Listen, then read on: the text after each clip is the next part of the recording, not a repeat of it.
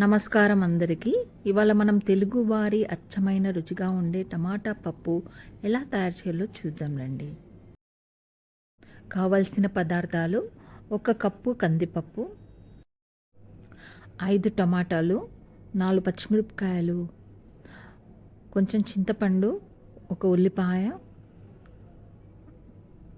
ఎండుమిర్చి, జీలకర్ర, ఆవాలు, ఉప్పు, పసుపు, కారం, 2 రెమ్మల కరివేపాకు, వెల్లుల్లి రెబ్బలు, గార్నిష్ కోసం కొంచెం కొత్తిమీర.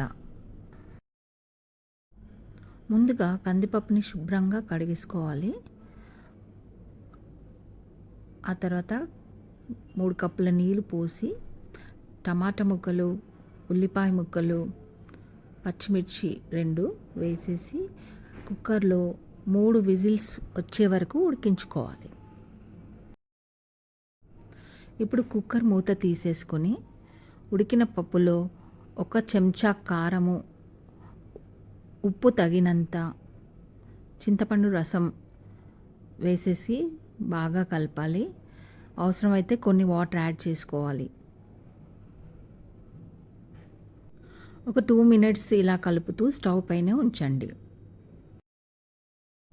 ఇక ఒక ప్యాన్ తీసుకొని నూనె లేదా నెయ్యి వేడయ్యాక ఆవాలు, జీలకర్ర వేసి చిటపటలాడే వరకు వేయించాలి. ఆ తర్వాత ఎండుమిర్చి, కరివేపాకు, 2 పచ్చిమిర్చి, వెల్లుల్లి రెబ్బలు వేసి కొంచెం వేయించాలి.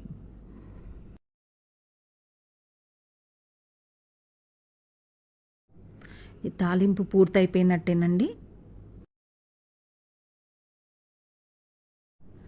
ఇప్పుడు ఉడికిన పప్పులో ఈ తాలింపు కలిపేసి 5 నిమిషాలు మరిగించాలి.